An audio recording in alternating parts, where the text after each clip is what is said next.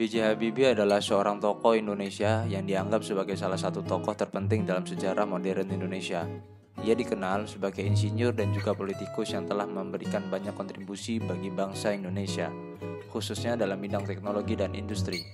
Baharudin Yusuf Habibie lahir di Parepare, Sulawesi Selatan pada 25 Juni 1936. Ayahnya adalah seorang ahli pertanian dan ibunya Tuti Marini Puspawarjojo. Habibie mendapatkan pendidikan awalnya di Indonesia dan kemudian melanjutkan studinya di Jerman. Ia belajar di Technische Hochschule Aachen dan kemudian melanjutkan studinya di Technische Universität München, di mana ia mendapatkan gelar doktor dalam bidang teknik penerbangan.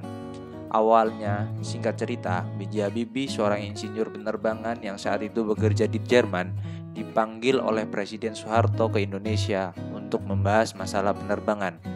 Soeharto memiliki keinginan untuk membangun industri penerbangan nasional yang mandiri dan mampu bersaing di tingkat internasional. Ketika Habibie bertemu dengan Soeharto, dia mempresentasikan visinya untuk membangun pesawat terbang yang sepenuhnya diproduksi di Indonesia. Soeharto sangat terkesan dengan presentasi Habibie dan mempercayakan padanya untuk memimpin proyek pembuatan pesawat terbang nasional. Dalam waktu yang relatif singkat, Habibie berhasil membangun pesawat pertama yang diberi nama N250, Gatot Kaca.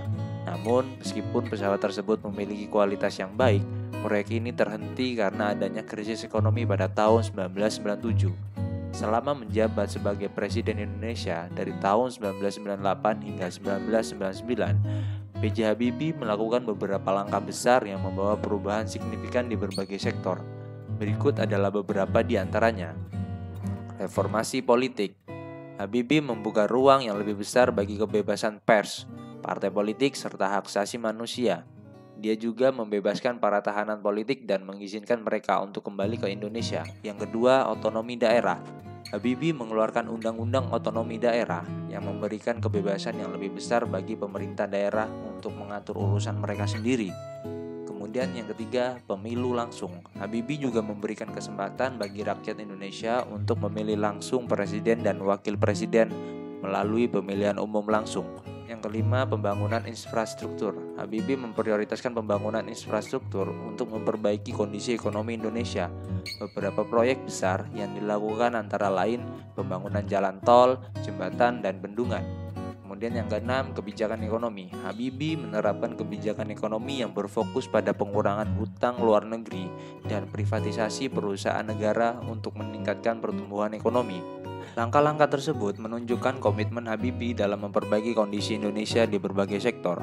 Meskipun masa kepemimpinannya sebagai presiden relatif singkat, namun jasanya tercatat dalam sejarah Indonesia. Selanjutnya kita mau bahas konten sejarah atau edukasi apa lagi? Kalau kalian punya saran, tulis saja di kolom komentar ya. Jangan lupa klik tombol subscribe agar tidak ketinggalan konten sejarah dan edukasi selanjutnya. Salam sukses untuk kita semua.